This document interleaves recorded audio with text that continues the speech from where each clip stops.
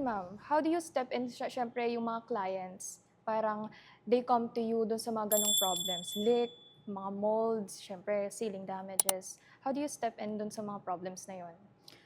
First, we want to see the project. Mhm. We want to inspect the situation, what's the problem.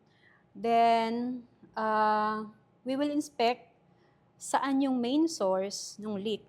So, usually, kung ang leaking is roof deck, of course, dun sa surfaces, sa Yes. ibabaw. So, doon kami magre-repair sa ilalim. Meron kaming ginagamit na injection. We call that polyurethane injection.